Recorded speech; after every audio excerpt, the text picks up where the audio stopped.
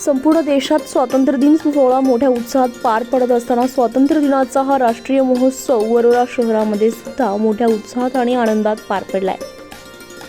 यावेळी वरोरा तहसील कार्यालयाच्या प्रांगणात ध्वजारोहणाचा मुख्य कार्यक्रम उपविभागीय अधिकारी श्रीमती शिवनंदा लंगडापुरे यांच्या हस्ते पार पडलाय।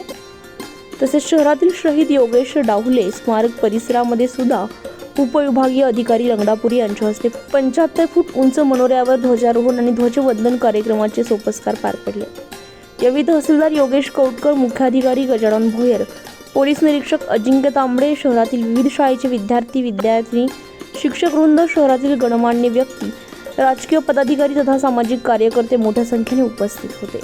या प्रसंगी वरोरा पोलीस प्रशासनातर्फे मान्य उपविभागीय अधिकारी लंगडापुरी यांना मानवंदना देण्यात आली। यावेळी संविधानाचे अभ्यासक ॲडव्होकेट विनोद खोब्रागडे यांनी आपले मनोगत व्यक्त करत साहित्य सम्राट अण्णाभाऊ साठे यांच्या विचारांना उजाळा देऊन आपले विचार व्यक्त करत नागरिकांनी घटनेच्या अनुच्छेद 19चा आधार घेत आपलं मत व्यक्त करावं असं आवाहन केलं गेलं। नमस्कार, मी हितेश राजनेरे। वरोरा शहरात आज स्वातंत्र्य दिन सोहळा मोठ्या उत्साहात पार पडला जातोय। त्याच अनुषंगाने आमच्यासोबत आहेत सामाजिक कार्यकर्ते तसेच घटनेचे गाडे अभ्यासक खोब्रागडे सर। त्यांची काय प्रतिक्रिया आपण जाणणार आहोत। सर, काय सांगाल? आज संपूर्ण देश स्वातंत्र्याचा 77वा वर्धापन दिन साजरा करत आहेत, काय बोलायचं? सर्वप्रथम संपूर्ण देशवासियांना 77व्या स्वातंत्र्य दिनाच्या खूप खूप शुभेच्छा मी व माझ्या संपूर्ण परिवाराकडून।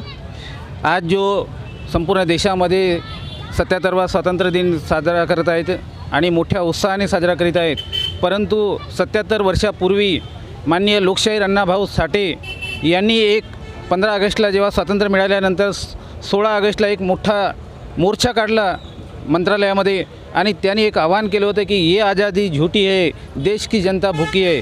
आणि आपण 77 वर्षानंतर आज पाहतो की आमच्या भारत सरकारमध्ये सुद्धा आज 80 करोड लोकांना जे अंत्योदयमध्ये त्यांना अनाज मिळत आहे। म्हणजे आज तुम्ही 77 शासनाने ते साबित करण्याचा प्रयत्न केला आहे की 77 वर्षानंतर सुद्धा म्हणजे अण्णाभाऊ जे साठे आहे यांचं स्टेटमेंट खरं होताना दिसतं, असं तुम्हाला वाटतं? बिल्कुल 100% की जे 77 वर्षापूर्वी माननीय अण्णाभाऊ साठे लोकशाहीर यांनी जे देश की जनता भूकी आहे, ये आज़ादी झूठी है हा जो नारा दिला होता तो आज 77 वर्षानंतरही खरा दिसत आहे। कारण आज देशामध्ये 80 करोड लोक आज भुके आहेत, त्यांना अंत्योदयमध्ये आज भारत सरकार त्यांना अनाज मोफत देत आहे काही थोडक्या पैशामध्ये। म्हणजे आज तुम्ही बघू शकता की 77 वर्षानंतरसुद्धा आमचा देश किती विकसनशील झाला आहे आणि किती गरिबी हटलेली आहे याच्यावरून हे उदाहरण आहे। आणि जे वाक्य 77 वर्षापूर्वी लोकशाहीर अण्णाभाऊ साठे यांनी म्हटलं ते तंतोतंत आज खरं होतं। त्यांना असं वाटलं असेल की त्यांना ये आज़ादी झूठी आहे, देश की जनता भूकी असं स्टेटमेंट त्यांना दुसऱ्या दिवशी का बरं द्यावं लागलं असं तुम्हाला वाटते?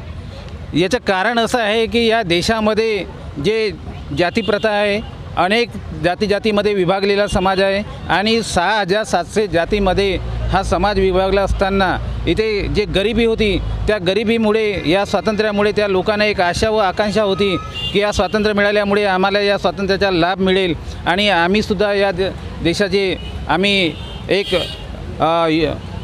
तळागाळातील लोक या स्वातंत्र्यासाठी जो लढा दिला होता। तुम्हाला एक प्रश्न विचारायचा वाटतो। देशाच्या सर्वोच्च सभागृहात गेलेले काही लोकप्रतिनिधी आहे त्यांना असं वाटतं की जेव्हापासून मोदी सरकार किंवा प्रधानमंत्री मोदी हे प्रधानमंत्री बनले तेव्हापासून या देशाला स्वातंत्र्य मिळालं असं त्यांना वाटते, काय वाटते तुम्हाला याबद्दल?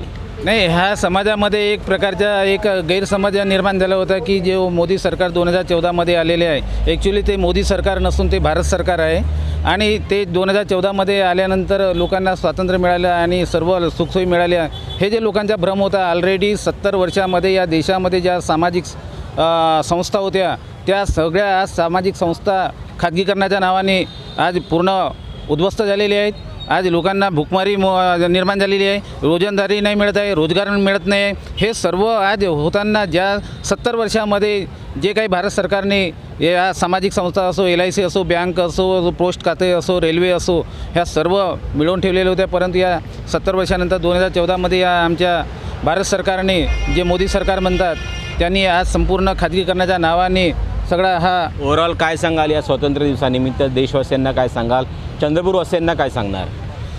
माननीय सर्वोच्च न्यायालयाचे न्यायाधीश जे शैलेश म्हणतात की जर आपण स्वातंत्र्याचा फायदा जर एक लोकशाही पद्धतीने बोलत नसेल आणि मांडत नसेल तर स्वातंत्र्य संपल्याशिवाय राहणार नाही असे ते न्यायमूर्तीने सुद्धा म्हटलेले आहे. म्हणून मी या तुमच्या मीडियाच्या माध्यमातून सांगत आहे की या जनतेने या सरकारविरुद्ध, कोणतेही सरकार असो कुठलेही असो, आपल्याला काही घेणे देणे नाही, त्याविरुद्ध त्यांच्या निर्णयाविरुद्ध बोलायला पाहिजे.